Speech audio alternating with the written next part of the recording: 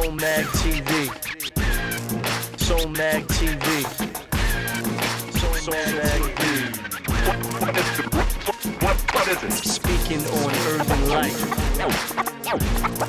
Soul Mag TV. Soul Mag TV. Soul Mag. Soul Mag. Soul Mag TV. Keeping Christ in the center of the conversation. Soul Mag TV, what's going on? It's Urban D. Right here, we actually in downtown Plant City, but see, I'm repping with my Tampa shirt, you know what I mean? And this is our 4th episode of season 3. So glad you guys are tuning in today.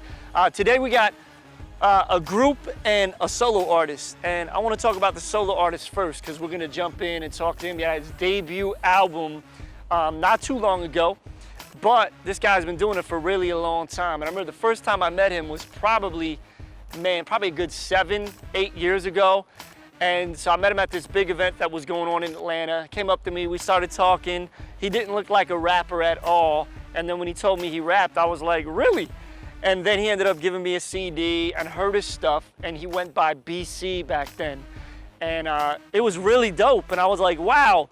This white kid that didn't even look like a rapper, he's like killing it on the mic. And so I was really excited to hear last year when Reflection Music Group, RMG, Derek Minor's label, picked up BC, who's now known as B. Cooper. So B. Cooper, he had his debut album come out in 2014. It was called While the City Sleeps. He rocked at Flavor Fest as well. So we're gonna go right to Flavor Fest when he got to rock it, rock the crowd, rock the show. A lot of people still didn't know who he was, but people are discovering his music more and more all the time. So check out my man, B. Cooper. I'm gonna tell you when I started this, y'all gotta boo with me though. It was like 1994. All I had was raps and a drum machine. I ain't even have a drink. Put your hands up. But then I got it jumping. Put like your hands up. I remember listening to Tupac, hoping that my mama ain't catch me. Walking around my room singing Thug Life, twisting up my fingers in the mirror, straight flexing. That was the life that I lived when I was just a kid and I thought I was bad. They say I'm just like my parents, my heart for my mother, my mind for my dad. So what you gonna do about it? This is my life, I ain't acting brand new about it. Maybe I should ask you about it. Yo, you acting like you about it. Hands up, hands up. Come on, say came so far from where we started. Broken people, so broken hearted. Yeah, say heal my soul. Come on, ha. Making new. Lord,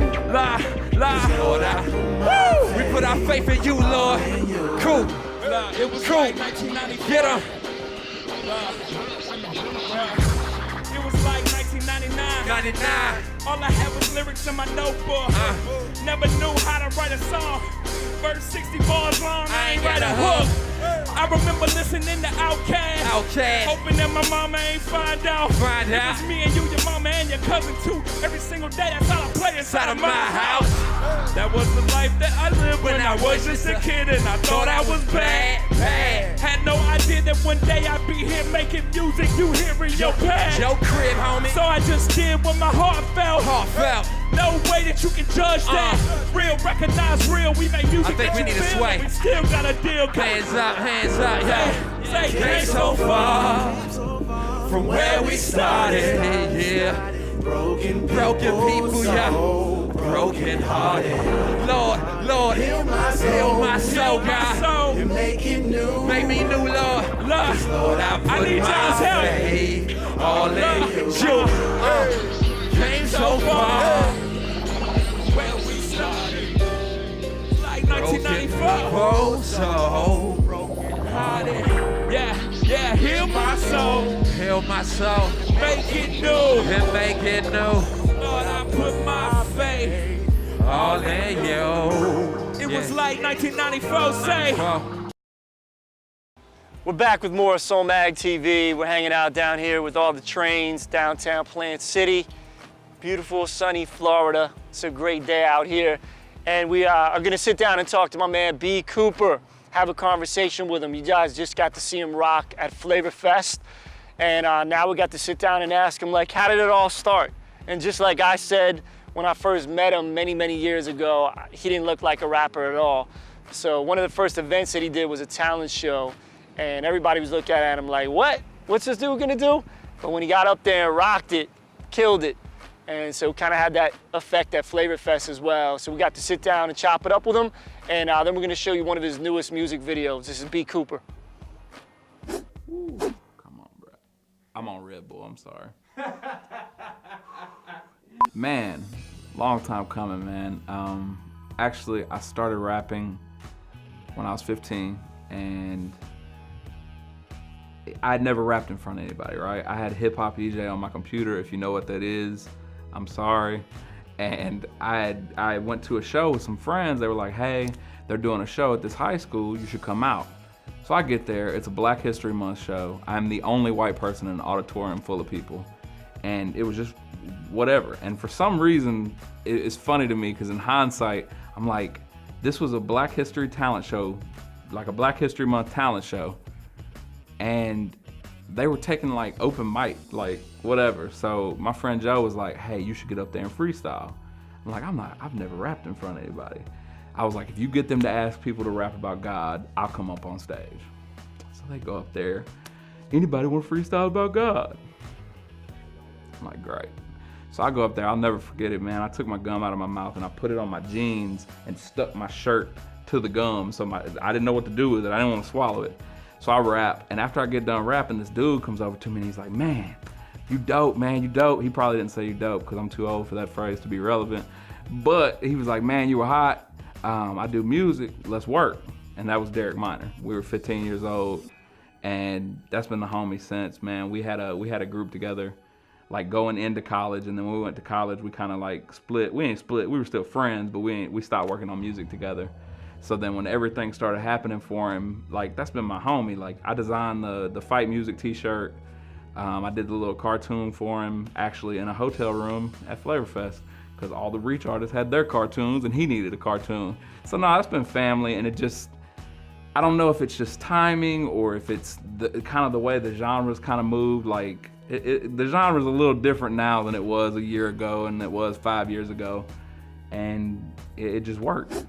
Piggybacking off of that, what was the inspiration behind While the City Sleeps? Man, I was sitting in the studio with Dirty. It was like 4:45 in the morning, and I looked up. We're in Atlanta. We still working. We had just started working on There You Are.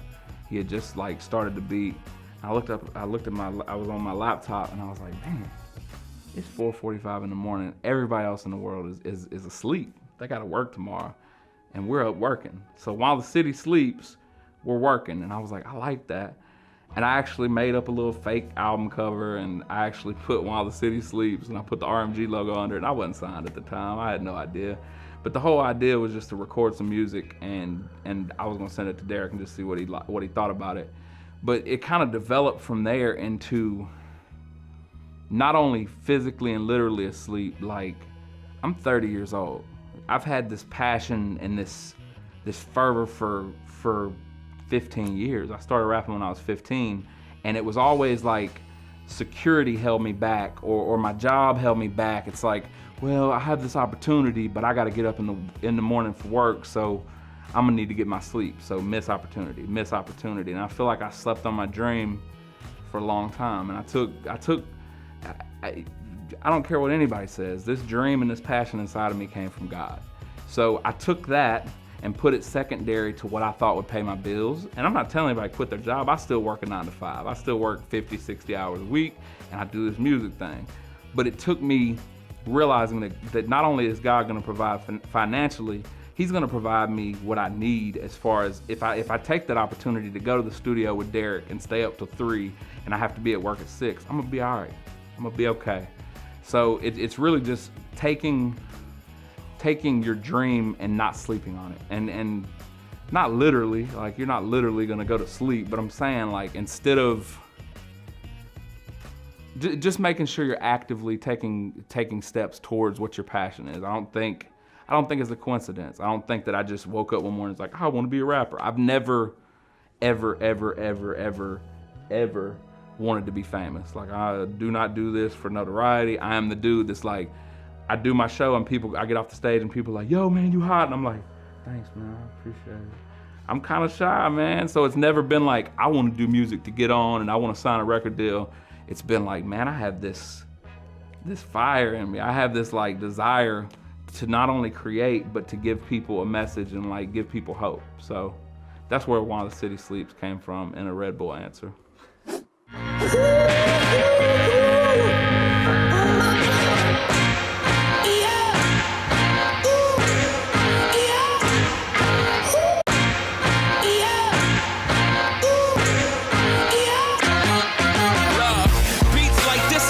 That I started writing. To weather the storm, you heard the thunder, I saw the lightning. It felt the rain, window panes covered, hard to find the good times. Like Waldo, I'm trying to find the lines that I can speak that are open heart surgery. Stick to the truth while dudes committing perjury. In this court of law, judge and jury work for free. The gavel hits harder than the drums on one of Dirty's beats. Hey, how you doing, man? Doing good. What can I do for you? Closed, washed, please. What's your name? My name's Brad. Stan. Is this you? Yes, I'm going out tonight. Don't shrink my shirt. So it's back to the pavement, laying in the street. Trust God within them, keep friends closer than enemies. Hit a shot, I ain't talking alcohol or energy. The medicine inside my veins vaccinates the industry. Assassinate like killer bees, the activate that's killing me. Attack the fake that's rilling me, pulling me towards misery. But the old me's gone, history. Pull the curtains back, the introduction of a real MC. T-shirt, casual, suspenders, bow tie, business. I got a meeting. Listen, Stan, I like these shirts, and I like them to stay white. I mean, I need this shirt as white as Michael Jackson. Michael Jackson? Got a meeting with Drake's manager. I need this shirt Tom Brady white. I got a meeting with Tupac's nephew, cousin manager. Oh, my half pop. Smell my towels. Not smelling. It's like a fat boy. It's like Drew Carey, little brother. It's like Peter Griffin. I got a meeting with Janet Jackson and Andre 3000. They doing I'm Sorry Miss Jackson Part 2. Smell my drawers. Smell my drawers. I'm not smelling it.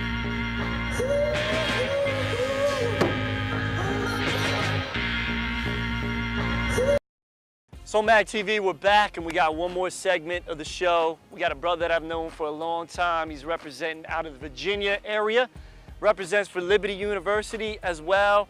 And this guy has done a lot of music videos. He always seems to be coming out with another music video. Look him up on YouTube. He's got a long history of some really good music videos that he's put out. Really creative guy. So we got to sit down, we're gonna talk to him for a few minutes, then we're gonna show you his set from Flavor Fest. So check out my boy, Humble Tip.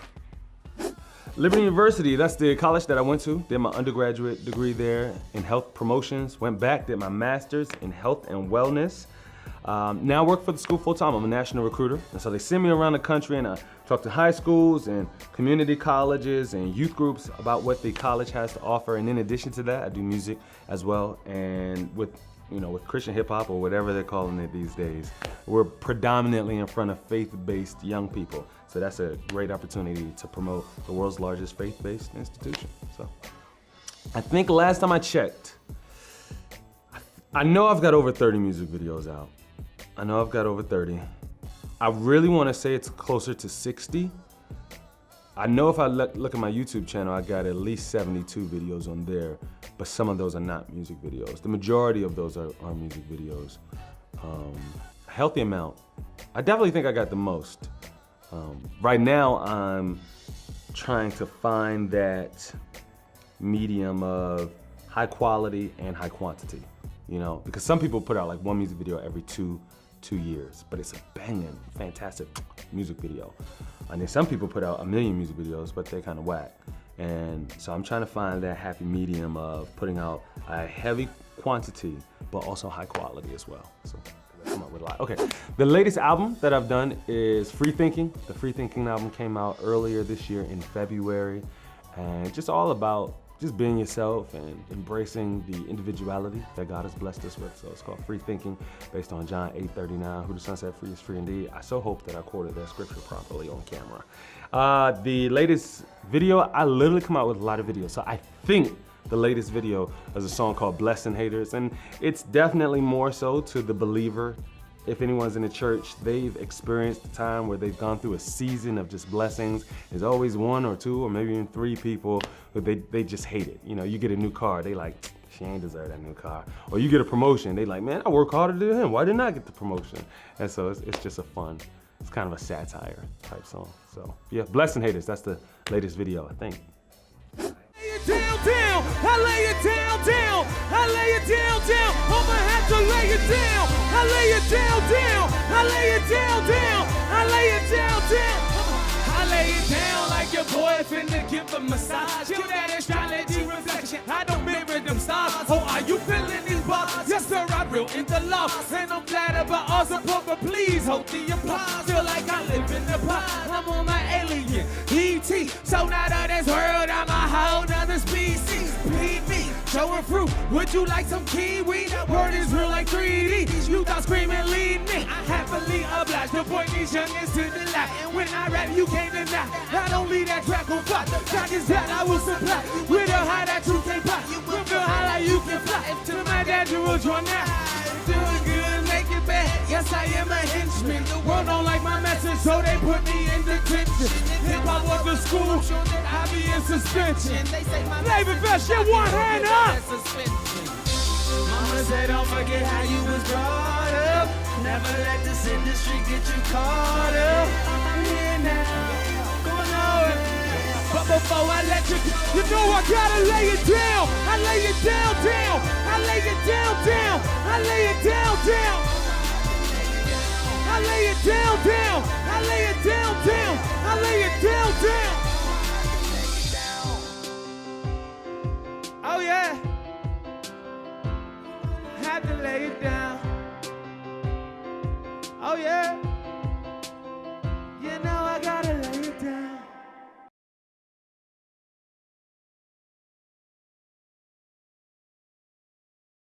Don't forget where you came from. There's this story in the Old Testament, in the Bible, in the book of Exodus, and the Israelites were in slavery for over 400 years in Egypt. And so God sent Moses to go and free his people. So Moses went in there and Pharaoh didn't want to let the people go. Finally, after all these plagues, he finally said, get out, take your people. I'm tired of all this craziness that's happening. So Israelites left. Shortly after that, the Pharaoh and his officials, they had amnesia of all the stuff that had just happened, all the terrible plagues, because then they looked around and they said, yo, who's gonna build all these bricks? Who's gonna do all the work? We're not gonna do this. We're not gonna stand out in the hot sun. We better go get those Israelites. We better go get our slaves back. Our economy's about to collapse. So they sent all the soldiers to go after the Israelites, went to go get them. They were trapped by the Red Sea. Moses put his staff in the Red Sea parted. All the Israelites went across. There was this wall of fire stopping the chariots and soldiers of Pharaoh. They got across. The fire went away. Boom. All the Egyptian army went in the middle of the Red Sea, and then all the walls of water collapsed down on top of them, and everybody drowned. So the Israelites saw this amazing miracle. They saw the plagues, right?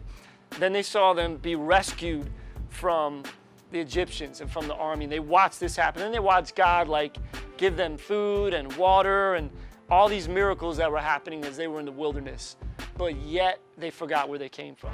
They had spiritual amnesia. And again, they began to quickly doubt. Now we do the same stuff as well. But when we read this story, like, what, are you crazy? I can't believe they saw that happen and they doubted God.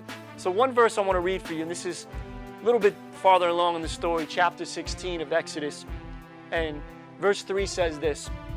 It says, the Israelites said to them, if only we had died, they're talking to Moses and Aaron, the leaders, if only we had died by the Lord's hand back in Egypt.